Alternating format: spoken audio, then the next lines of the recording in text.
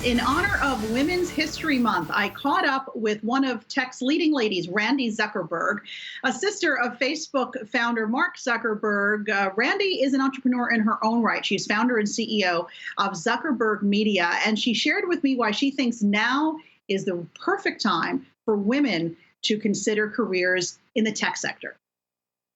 It's definitely brought up some bigger challenges, but it's also created more opportunities. One of the big challenges is that we were already seeing a huge gap in women going into tech careers. Women make up more than 50% of the American workforce, but in the tech industry, it's less than 30% of the jobs are held by women. And unfortunately, the pandemic is even making that number go down more because women are facing increased pressures to do work at home and with children. But one of the interesting things, though, is that the opportunity for remote work has really broadened the number of opportunities that are available to women who need to balance all of the new jobs and responsibilities in their life. So there have definitely been challenges, but there are also definitely exciting opportunities. Let's talk a little bit about those opportunities and perhaps some careers in tech that women aren't even aware of. Yes, I'm so glad you asked that. And, it can feel very overwhelming. When we think about tech, we often think about kind of the big tech companies, but technology touches almost every single career and company that we have. I mean, agriculture, education, healthcare, manufacturing, these are all tech careers that might not immediately come to mind. And that's why I was so excited to work with DeVry University.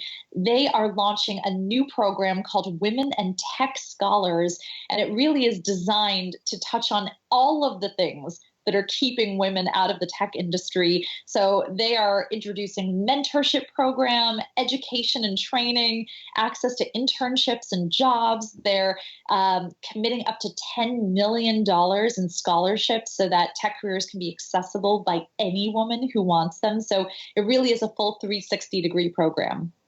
And why do you think there is such a gap there? Why are there so few women going into tech? Is it lack of opportunity, lack of access, knowledge, not knowing that these opportunities even exist? Or is it something societal, something within our society where we don't view women in tech in that way?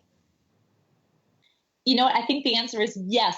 Everything that you mentioned. And that's why I think it's so critical if we're going to close this gap that we have to touch on everything, on education, on community, on mentorship, because all of these issues are happening at the same time. And when there are only a few women in the room, what happens is their voice gets silenced. It's harder to recruit other women because no one wants to be the only woman in a company or a room.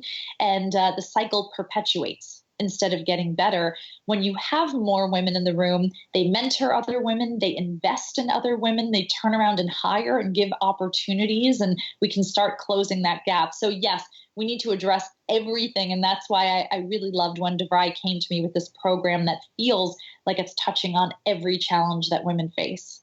You've certainly had a varied career, of course, very focused in tech, but also you love performing and you've been able to produce and star on Broadway. So lots to dig into there. But I think there are also some real lessons for all of us to learn from the journey that you've taken. And one of them is, I know that your brother Mark launched Facebook out of his dorm room at Harvard, but you actually launched Facebook Live out of a broom closet. So the two of you don't like doing these things in offices, apparently. But what I know that Facebook Live at first was not going to happen.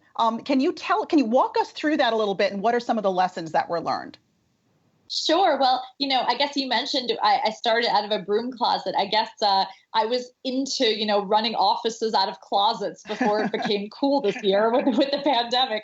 But I mean, one thing is that I never considered myself an entrepreneur. I always, I had jobs in corporate America and I love those jobs. So I never even thought of myself as an entrepreneur. And when I got out to Silicon Valley and I saw the culture there, and I want to reiterate that when I talk about tech jobs, it's not just Silicon Valley. Tech is everywhere. My personal journey took me to Silicon Valley. It's hard to be there and not get caught by the entrepreneurial spirit. But I was always shocked by how few women there were, especially how few women were starting entrepreneurial initiatives. And starting Facebook Live was exciting, but really it gave me a taste and a passion for encouraging more women to do that. And I know that you also went to Harvard, and you point out you're the one who actually graduated, because I know Mark didn't.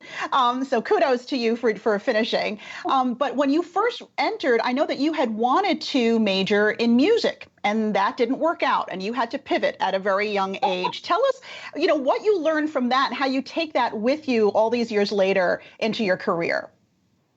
It was actually the best lesson, because what I learned from that is that women are so resilient and that we can become passionate. We can learn new skills. It doesn't matter how old you are or how much you've had your heart set on one career path versus another.